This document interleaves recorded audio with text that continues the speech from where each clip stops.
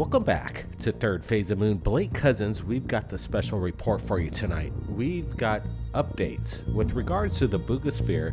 Jaime Maussan has a sit-down interview with Dr. Stephen Greer with insight of what makes this thing tick, the science behind it. In tonight's episode, we're also going to be showcasing Daniel Shean and his statements about this incredible discovery. Are we on the brink of something huge? Now buckle up, we've got the video. The audio was dubbed by Jaime Maussan in English via using an AI voice, but the information is amazing what's coming in. Thanks Jaime for sharing. Now watch this. To see the sphere. What did you find? First of all, it is clearly an anomalous object and I see it as having multiple possibilities of origin. But I think before we draw any conclusions, we are doing some tests. We have brought in very competent scientists to look at the metallurgy, the composition of the metal at the isotopic level, which allows us to determine whether it is from Earth or from outer space. There are ways of doing this using isotopes. The other is that in the Bugosphere, around the equator, there are holes and dark spots that contain a polymer, and this polymer contains carbon. So we are going to do some state-of-the-art carbon-14 testing to determine its age. For example, it could be 2,000 years old, and if it has been around for that long, it predates any possibility of it being a modern man-made object.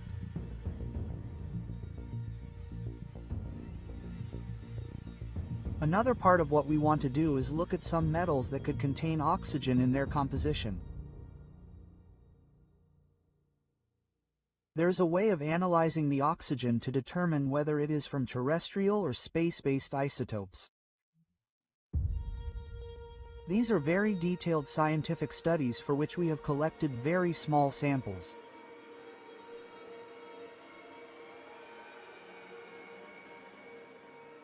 What's interesting is that while we were doing this, and you also discovered this in your studies with the polymer, you see tiny, almost microscopic optical fibers, but the fascinating thing is that there are optical fibers. This is not something that we would manufacture in the modern era with our machines. It's an integral part of the structure, as if it were molded in one piece with all these components integrated into the structure of the Bugosphere. And this is not the typical terrestrial fabrication that we know of, unless it comes from a very ancient civilization that theoretically could have existed thousands of years ago and had contact with an extraterrestrial civilization. This brings us to the question of its age. Has it existed on Earth for a long time? Hundreds or thousands, maybe tens of thousands of years in theory. Is it of extraterrestrial origin, or does it come from an Earth civilization that could have had contact with extraterrestrial people, or even beyond that, hundreds of thousands of years? With an advanced human or non-human civilization. This brings us to the question about the mummies, since they are clearly not Homo sapiens or humanoid, but they do have humanoid formation. So if they come from a similar period, there could well have been an extraterrestrial civilization in South America or different parts of the world that had these technologies that we don't know about. So these analyses will give us clues about how they might have evolved. Now, clearly the way it's spun, I'm convinced those videos are legitimate. It weighs about 10 kilograms or 22 pounds.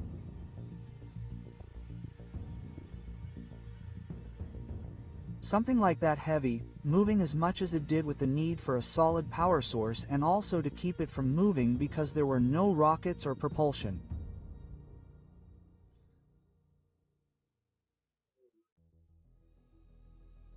So this goes into a whole area of study of the science of UFO motion.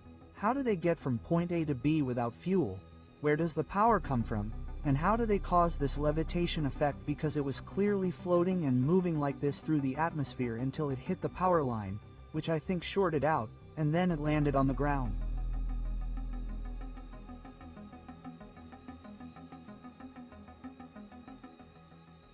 When you look at it, it's almost like a real three-dimensional object.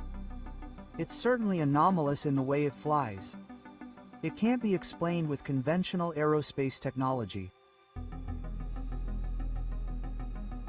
It looks quite old, but at the same time it's decorated with hand-drawn engravings, and we found that some of those symbols were seen by a military man.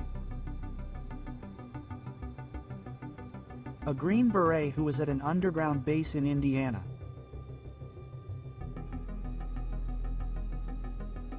And this gentleman, we just interviewed him last week, and he saw an extraterrestrial communication device that then created almost like a heat wave, and on it, as it got closer, there were all these symbols. 4 or 5 of them are on the Buga sphere, at the top, at the North Pole. Right, it's interesting. We got Dr. Guerrero over there in Mexico looking at the Buga sphere. Jaime Maussan, we're in close contact. We're asking him to see a flight performance by the Buga sphere in front of our cameras. We'll see and let you know when that happens. But now, in this next clip, after you heard what Dr. Guerrero stated, he believes the videos are legitimate, and there's a lot of anomalies on this that makes you think that this could be the biggest discovery that the world's ever seen. Now, Daniel Shean, constitutional lawyer, speaks up. He was there, and he had some statements that's quite curious with regards to this. Listen.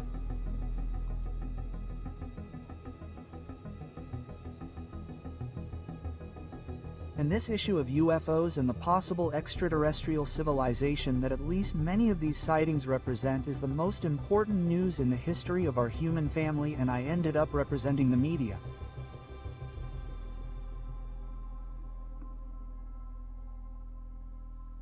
I tried the case that established the right of journalists in the United States to protect their confidential news sources, to protect whistleblowers from unjust authority. As you know, I represented the New York Times as part of the legal team to obtain the right to publish all of the top-secret classified documents that reveal the unjust decisions that were made during the Vietnam War. So I developed a practice like this, and that's why I've been working with the UFO people who are trying to uncover this and make it public. And this is the most important issue.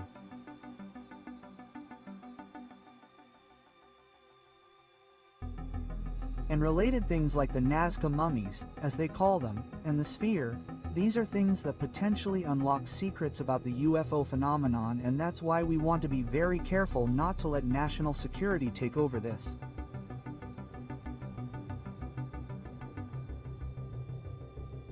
Could they? Oh, yes. Just like the United States, the US military went into Mexico, expelled the military and took UFOs that crashed in Mexico, just snubbing the Mexican government. They're not going to get away with it. This time the people through you and your offices have had access to this and have ensured its legitimacy. You also with the bodies played a critical role in protecting it from falling into the hands of the national security state, and you are working to share the information with the people. That is the key. I am the ombudsman, so I am here to help with that, to protect this. So it would not be a good idea to take the sphere to the United States to investigate it there. No, no, you must not enter the jurisdiction of the national security state of the United States. You must not even try to take it to Congress. What would happen is that immediately the intelligence agency would go to the Intelligence Committee, and the Intelligence Committee would go to the Armed Services Committee and say, this has military potential. This is a new form of levitation in communications or something like that, and they would confiscate it, so you cannot go there. You must not bring this to the United States. They could come here and look for it as long as care is taken, and they make sure that the Mexican government, as we've seen, has tried to get everyone to turn over their photographs if they're willing to assert their continued resistance to the unjust actions of the Mexican government.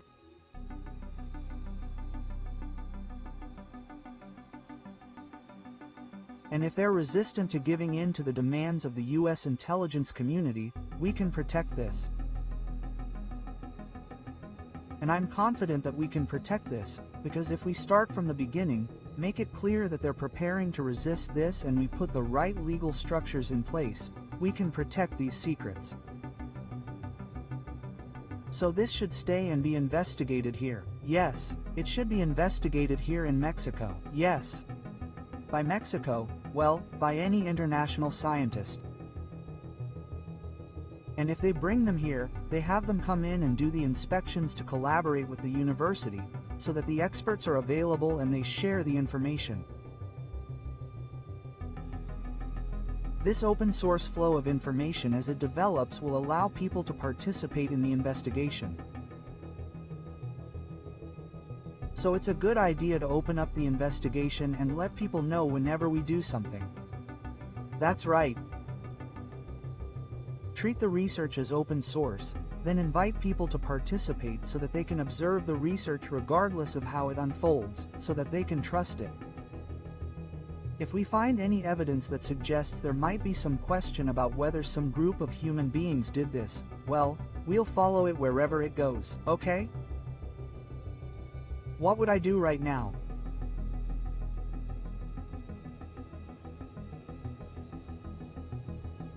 I think the important thing is to get what we call the legal identity of the research group, exactly who they are, and under your auspices and in collaboration with the university, set up a legal entity and work with the people who found the object and who had the original videotapes to bring everyone on board.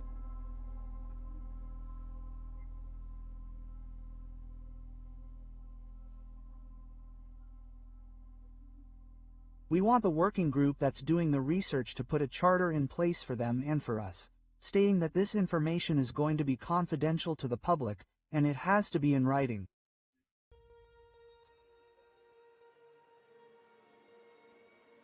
So, when the back and forth occurs, when the Department of Homeland Security intervenes and realizes that if the investigation deviates from that direction and it is an extraterrestrial entity, if the bodies are extraterrestrial or if there is some evidence of extraterrestrial intervention, they want this to be available to the public.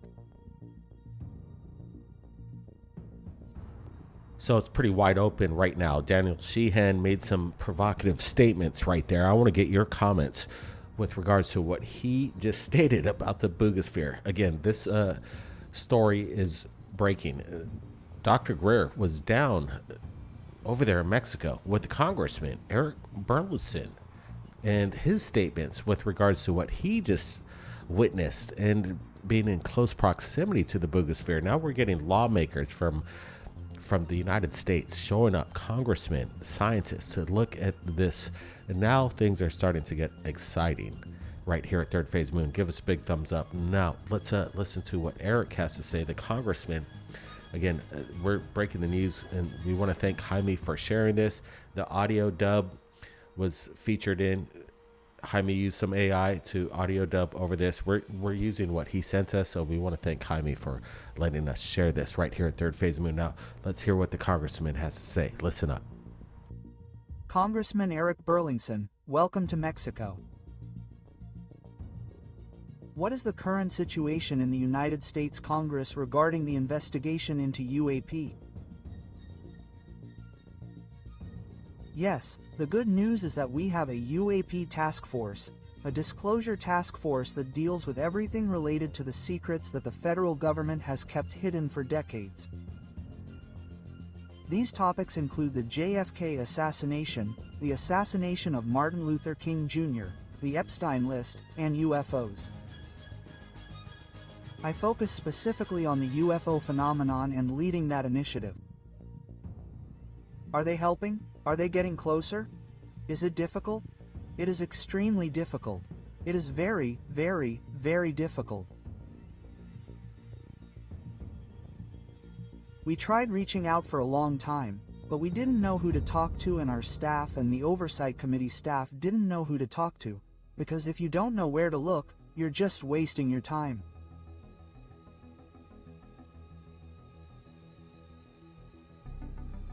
So finally, when some whistleblowers came forward, that helped us a lot. David Roche, a whistleblower who came forward 2 years ago, and I found him credible, which is why I hired him as a part-time consultant to help us get to the bottom of it.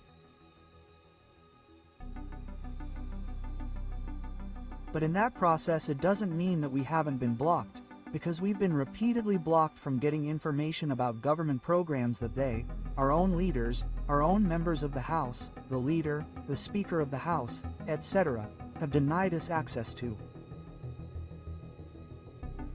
Why? That's a question I have for you, because I just found out this weekend. There's an individual, Tim Phillips, who was at RO.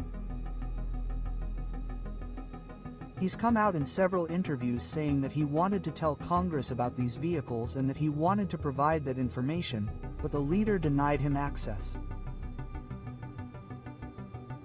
They don't want us to know? They say we don't need to know. When do we need to know? Because this is the most important issue for humanity, for its future. Yes, potentially it is. Well, we look forward to your work. We follow very closely what you do, what Anna Paulina Luna does. Timbershea, you are our heroes, because we know that if there's anyone capable of doing this, it's you. Otherwise, we're lost. We're lost again. Yes, well, we're trying. We're trying with the resources that we have. So we're diligent. They have several members focused on this, and this is not something that, if we look back in the last 10, 20, 30, 40 years, there were no members in Congress. Actually, very few, maybe one person, but now they have a team of people who have mobilized to try to find the answer. It's very different now. It's very different. And Anna Paulina Luna mentioned recently that there's going to be a new hearing very soon. Do you know anything about that? A new hearing, yes. Yes, we're working on a hearing. David Grush is working with us to provide people who we think might be good first-hand whistleblowers, because so far the only people who have come forward are those who have had direct contact at this upcoming hearing.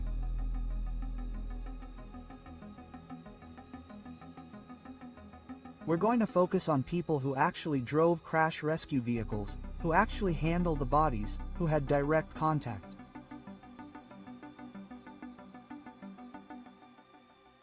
Well, here in Mexico we have physical evidence, we have the Buga sphere. Yes, consider that possibility. Yes, and I think it's a very intriguing object. It's fascinating. It's fascinating because it could be highly technological on the inside, but on the outside when you look at it, it doesn't look precisely made, it looks like it's handcrafted.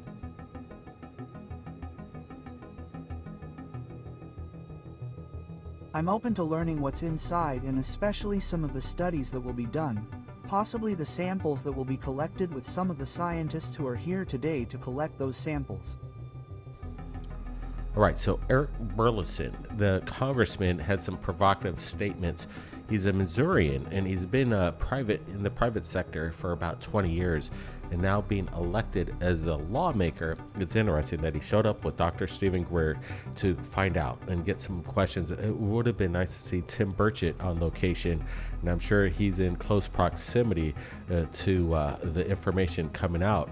And Tim Burchett's featured in our latest documentary, Asymmetric to Disclosure. It's out right now. The link is in the description. But right now, guys, you're here for the UFO videos. Well, you're in the right place. Third Phase of Moon. We've got some new ones for you tonight. And this one, it's interesting. It looks like a camera flash, like the paparazzi UFO. Just watching civilians on the ground. I don't know, guys. Let me know what you think. We're gonna roll the video coming in just moments ago. Take a look at this.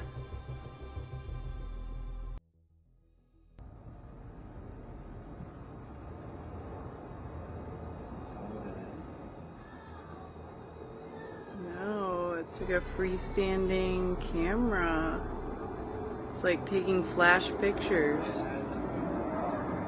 There's an airplane about to go over it.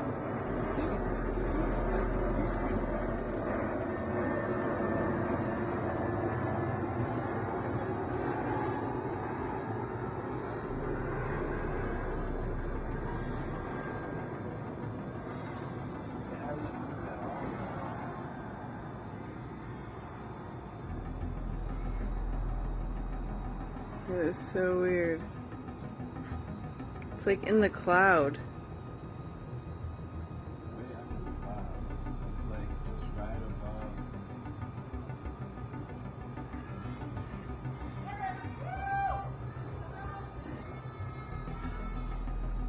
All right, we're gonna get a close-up look on this. Brent just stepped into the studio and we're looking at this together, and we were thinking, could this be some kind of reflection off a glass or a window pane? And I don't think so. What we're looking at, it's up there in the sky, and look at the illuminated flash coming off this drone that appears and then disappears. There's nothing up there to indicate a solid object except these two bright lights. Yeah, like this is pretty cool. I just dropped in.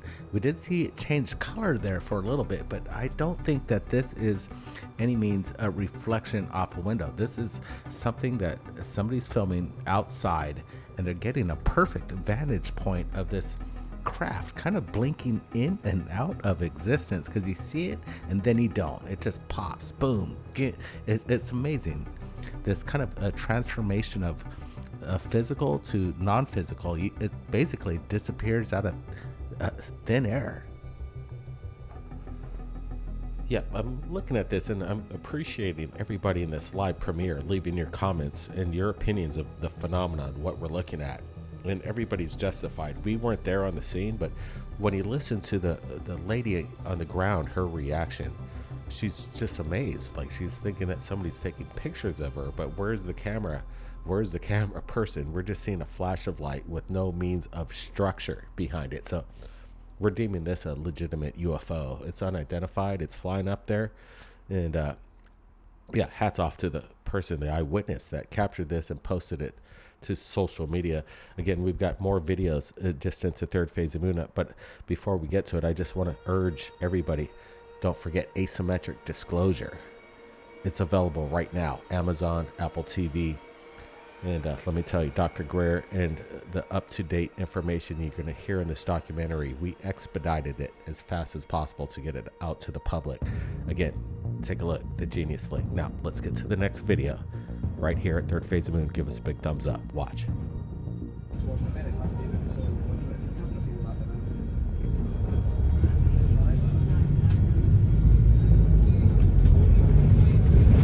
Right, we're going to look at this again.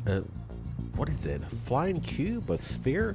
We can see it rotating left to right. I thought it could have been maybe something to scare away birds, some kind of reflected device to scare off the things from the crops, but I don't know. It looks like it's levitating to me. Brent, what's your thoughts on this? Broad daylight. Yeah, these are the things people say create crop circles. I'm not sure. We need to get a closer look at this thing, but it's a good call to film this. If you see it, now you just need to get right on it and solve this mystery. Yeah, I'm digging this footage. It's definitely not manipulated, and it's 100% legitimate. No AI. Now, we wanted to make everybody be aware. Asymmetric disclosure. It's available right now worldwide, streaming in all the countries around the world, and it's easy. You could watch it. It's a Genius link. It's in the description below. Take a look at it. Everybody, be safe. Keep your eyes on the skies. Buckle up for asymmetric disclosure. We'll see you next time. So you really have to have a select committee in the Congress and a special office in the White House to really master all this information and unpack it, and then take the action to stand down these malicious programs. And that is going to be a very heavy lift and a very dangerous operation. The only way you're going to get to it is somebody at that executive level that says enough is enough, cut the money off, bring these people in, let's go. Maybe just give them a threat, a very light threat. Let them know, like, this is not to be talked about any further.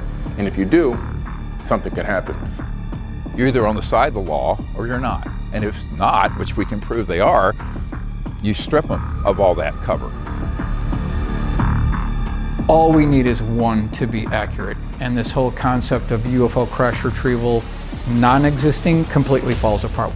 They're doing stuff for spite, they're doing stuff to protect certain individuals or certain industries, and it's detrimental to all of us. Oh yeah, people are all talking about World War III and all that. Well, you know, if we don't change the trajectory we're on, we're going to be in a big problem. Nobody with any sense wants fortune and glory dealing with this. That's the mistake that they all make.